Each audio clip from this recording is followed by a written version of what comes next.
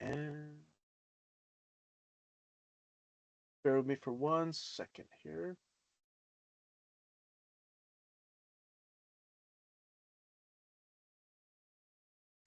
So we have covered a lot of material in the last couple of weeks, and we have talked about a lot of things on our website, and I've tried to highlight how important our website is. And Jim went through a lot of important financial management forms on our website. But I feel like we may have overlooked some program management resources, and I wanted to take an opportunity to go through them right now. I wanted to be very quick about it, but I want to make sure that everyone is aware of them. Um,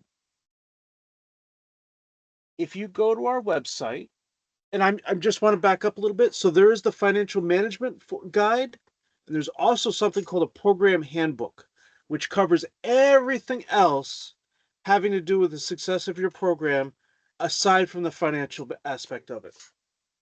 So on our website, not only will you find all the financial management forms that Jim went over, but you will find the following: our AmeriCorps New York Program Handbook, How to Speak AmeriCorps, which I covered in week 1, the New York State Contract Management System Authorization Form, which Megan went through earlier today, the reporting schedules for program year 2024, program year 2025 will be up very soon, and the service site agreement template, New York State AmeriCorps member slot conversion form, and the member service agreements, which we spoke about, I believe, in the first week or the second week for program year 2024 and 2025.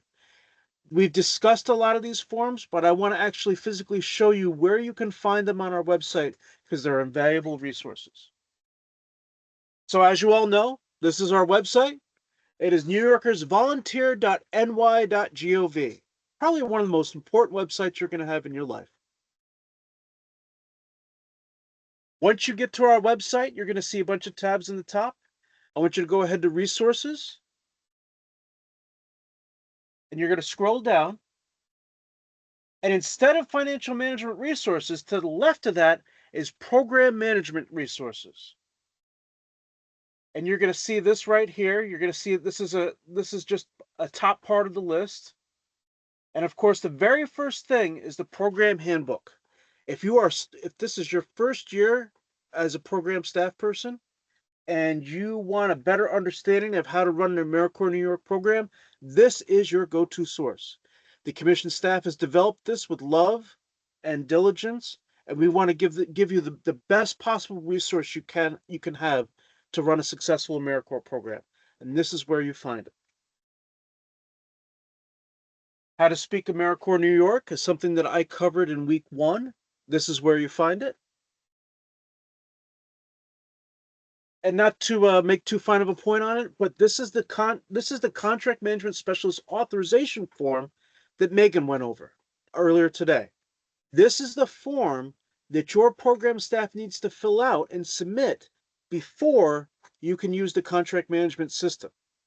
And I believe this is a form that is sent with your award email, but this form is very important. And before you can even think about submitting anything through CMS, this form needs to be submitted and approved. And of course, this is our reporting schedule.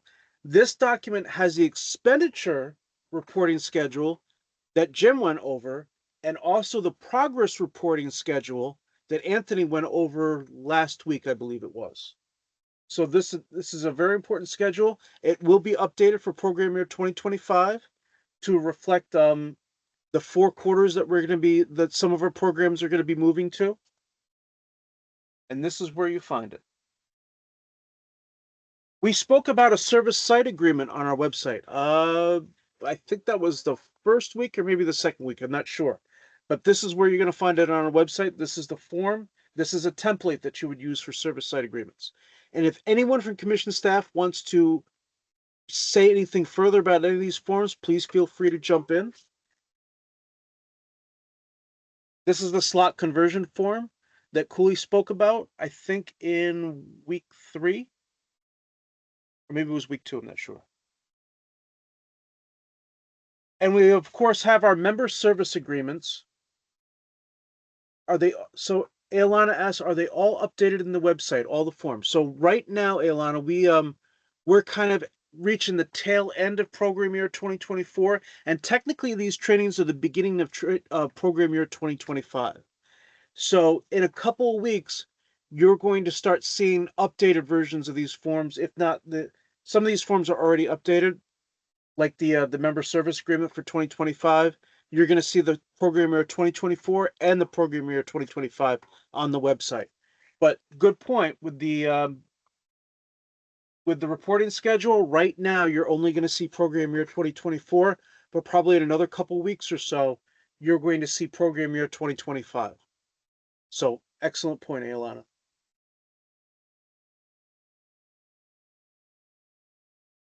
And that is not to mention the recordings for our PDT. So there's a link.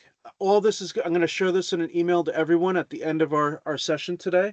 But this is a link right to the recordings. All the recordings for all the sessions that we've done are going to be listed here. And you're also going to see the slides there as well. And it'll all be on the website, and all that'll be available in an email after today's session. Does anyone have any questions? I wanted to make sure that we went through that, because I think those resources are invaluable. I do have a question still Sure. on the updated document. So I did see that the member service agreement we have for 25 and for 24 and 25, but what about the service site agreement template? Is it up there? Because there is only one. I just want to make sure because I'm updating here at Mission Ignite too. So I just need to make sure that we have, you know. Eric, I can jump in. Yeah, the service site agreement that is up to date. It's, as it says, it's a template, so it has Yeah. all the key components, but you can revise it as you need. But that's up to date. You can use that one to adapt it Thank for you. your needs. Yep. Thanks. Awesome. Thank you so much. No problem. Great question, Ailana. Thank you. Oh, Andrea asks, are there any updates on new award letters for programs with a planned October 1st start date? What can we say about that? I don't really deal with that directly, so. I That believe would some. be a Megan question if she's available. I know that those are in the works and they should be going out if they haven't already. I know they're with the contracts unit at OCFS. Last I knew, I think Megan might be coming off mute. Yeah, they're still there. So there is one group of award letters that are still with the director of admin to sign. At this point, I think everyone should have gotten at least informal notice from us about your award amounts and start dates, etc. But I think those formal letters should be going out soon.